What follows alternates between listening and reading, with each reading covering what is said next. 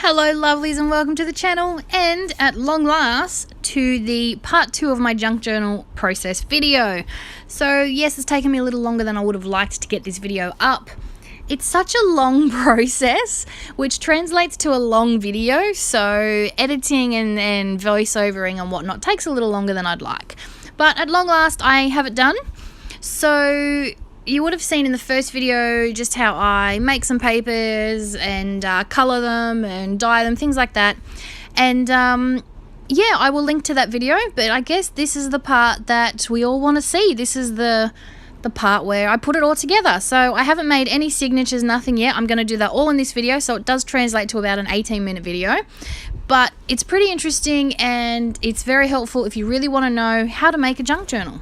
So I start with a hardcover book from generally my local op shop. I go into the op shop every now and then because they're rather cheap, and just find hardcover books that suit the style of journal I want. So generally the size and thickness is what I look for.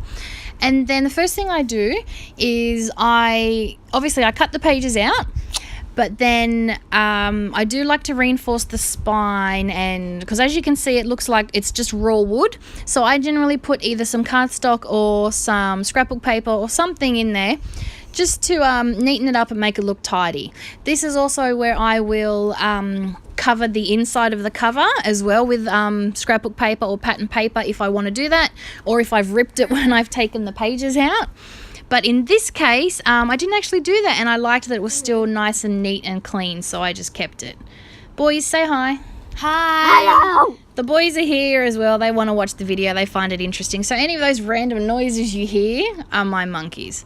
So now this is an old bunch of paper that I've dyed in the past. I have a drawer in my art room, just some random papers, leftover papers that I've made. Now, in the last video I did mention when I make papers I tend to make them in bulk, and so I'm always left with spares, and this is what I do with them. I put them in my drawer and I save them for next time. So these are the basis of the papers I'm doing 3 signatures, and these are the bases this is the color range that I'm basing it on. So if you watch the first video, you will remember I use the Distress Oxide inks for this. This is Soot and Iced Spruce, I think, yes. And I really loved how they work together. So this is where I'm drawing my color tones from. What I tend to do when I make a journal, and if you watched the first video you would have heard me mention, I prefer bright papers. So a lot of people coffee dye and tea dye their pages and use those. I use some of those as well, but I tend to use bright inked colored pages as well, which is what we did in the first video. And because of that, I tend to stick to specific color schemes for journals. So if I was going to use those pink papers, I'd keep it in that range. So I'd use papers that all go together with the pinks. In this case I'm using the grey and the black, so I'm going to try and keep the colours in that range, if that makes sense. So that's what I mean by I generally pick a colour or a set of papers that I've dyed and use that as my basis for choosing a colour or a theme for the journal.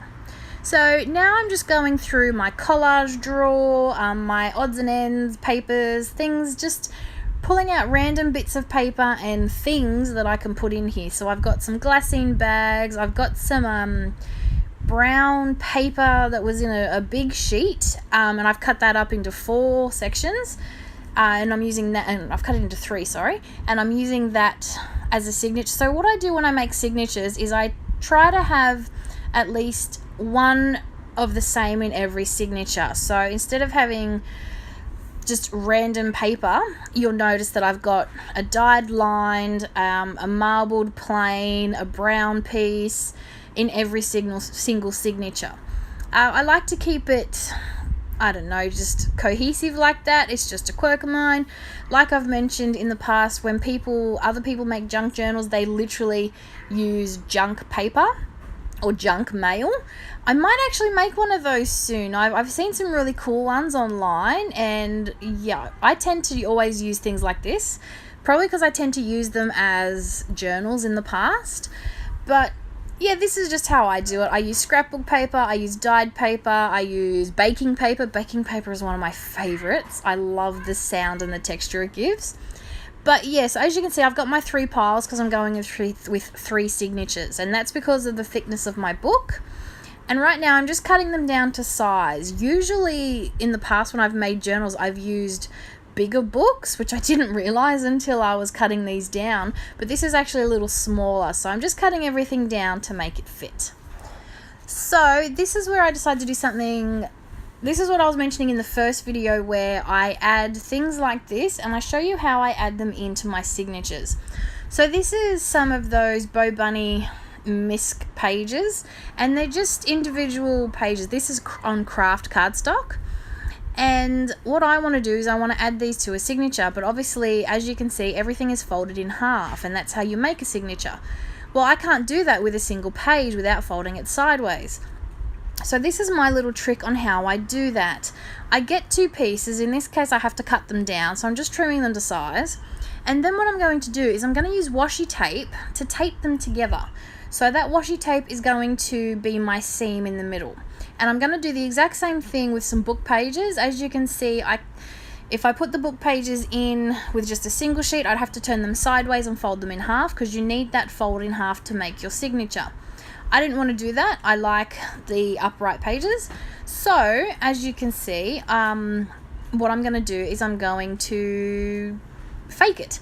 I'm going to tape these together with washi tape, and that's how I'm going to get a piece big enough to fold in the middle, if that makes sense.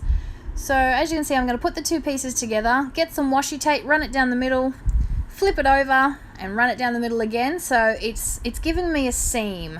It's joining these 2 papers together, or these 2 pages together, to make one bigger page that I can fold in half and add to my signature.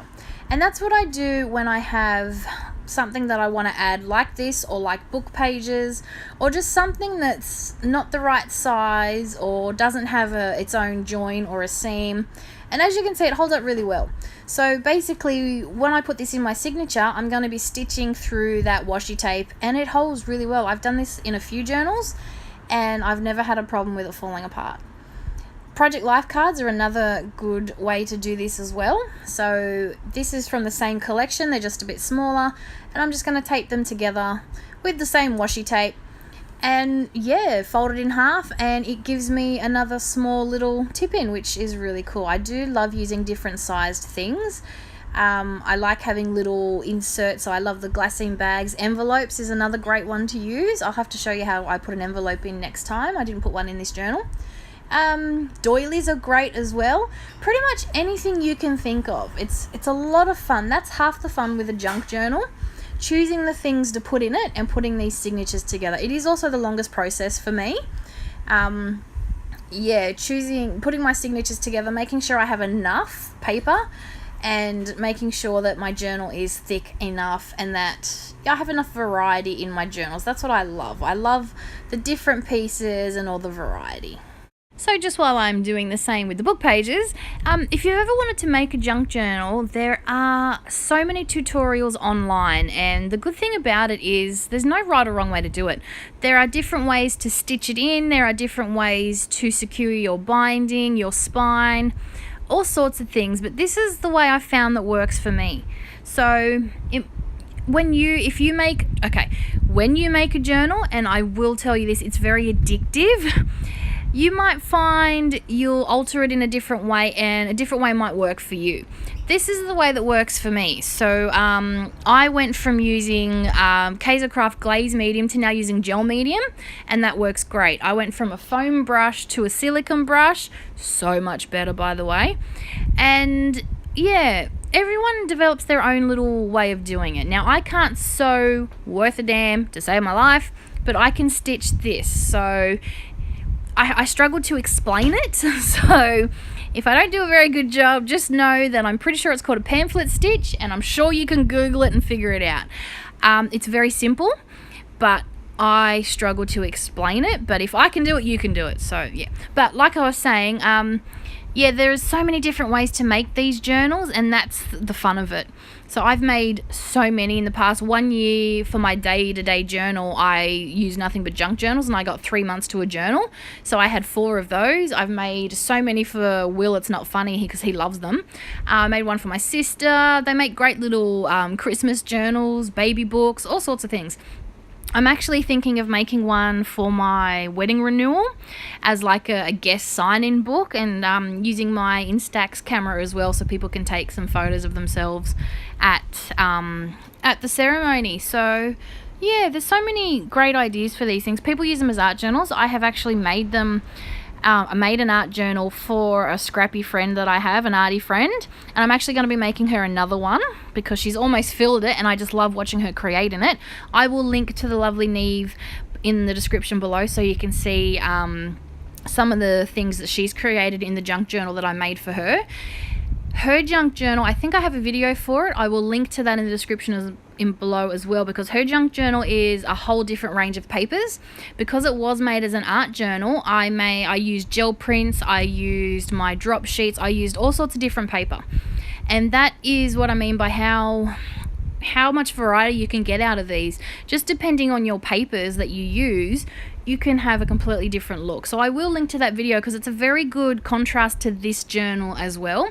This journal, as you can see, I'm using scrapbook paper and lined paper, whereas in the junk journal I made for Neve as the art journal, I used very different paper. So definitely check that out because it is such a contrast to this journal. So what I'm doing now is I'm getting some scrapbook paper. Now, this is how I like to divide my signatures. I tend to use a piece of scrapbook paper for the first section to hold the whole signature together, if that makes sense. So what I'm doing now is I'm going through my signature and I'm putting all the paper together in the order that I want to stitch it in, but I'm also making sure they're all together in the right spot. So those smaller pieces are where I want them. Everything lines up. So you see how some pieces are bigger than others. I'm just making sure everything lines up and it's all the right size and where I'm happy with it. So I start with a pile of paper that I've put together, and then I slip it all inside each other in the order that I want it to be. Make sure your papers are up the right way. I always, when I first started making them, when I used paper with words and things, I always stitched them in upside down because I failed to notice, or so just make sure that everything's up the right way. See, there we go, that was upside down. This is why we double check, make sure everything's up the right way and lined up how you like it. And that's pretty much all I'm doing here. And yes, so as you can see, I use the scrapbook paper as sort of my cover for my signature, if that makes sense. It's just something I like to do. I like to I don't know why, I just do. It's just something I've always done. And then I slip it in the book to make sure that I have enough paper in each one. This I've left so there's plenty of room to make it chunky, because that's one thing with these journals. If you want to add a lot more things to it, like if you want to paint or something, you got to leave some room to grow. So now this is where we stitch it together. So I usually use bobby pins, but I've lost them all because that's what we do. We have hundreds of bobby pins and then we get down to 4. I'm down to 1 and I put it on my desk somewhere at the beginning of the video and I can't find it. So it's in there somewhere. Okay, this is important. This is called your cheat sheet, or this is like a template.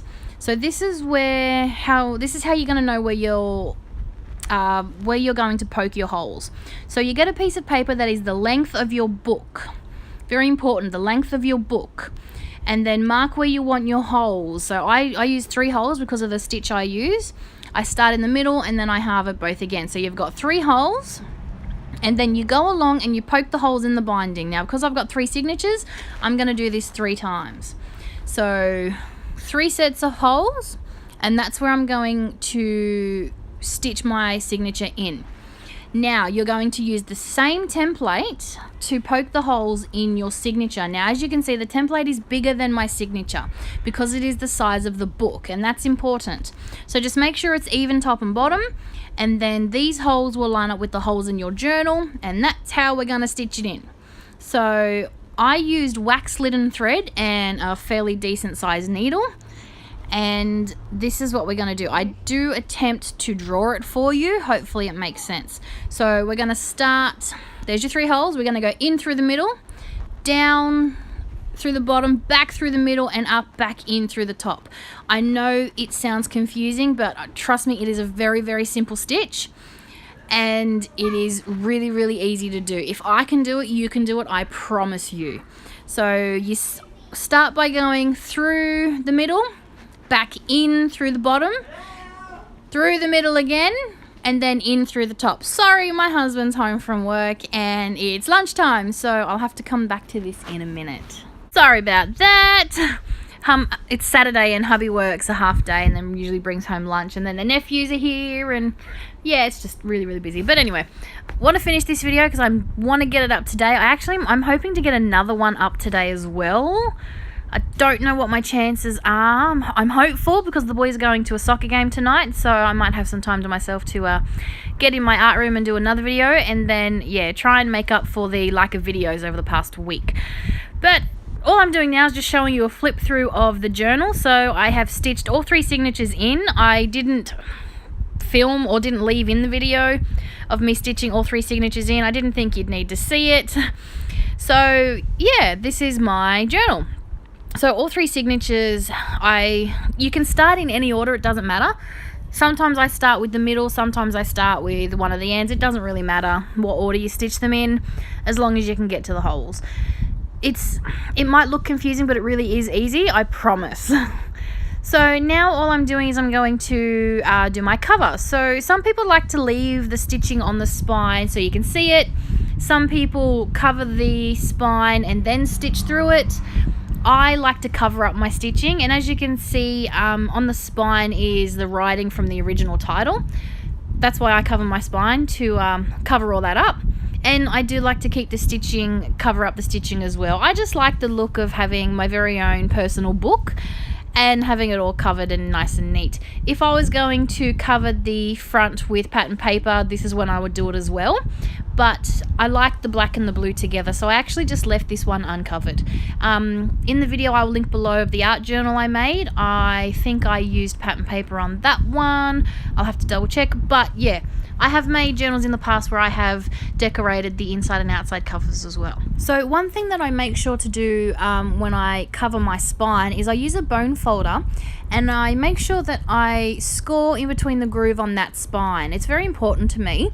One, because it makes sure that my cardstock or my pattern paper is adhering to the spine fully and there's no gaps or air bubbles, but also because I really like the look of a proper book, and having that spine, you know, just really nice and crisp, I absolutely love that look. So I always get a bone folder and I make sure I score in those lines, in that groove, to make sure that I get that look. So that's it from me. Thanks for watching, and I'll be back real soon with a new video. I hope that the process, you're able to follow the process, and if you're interested in making an art journal, I hope this was helpful. Thanks for watching. I'll be back real soon. Bye.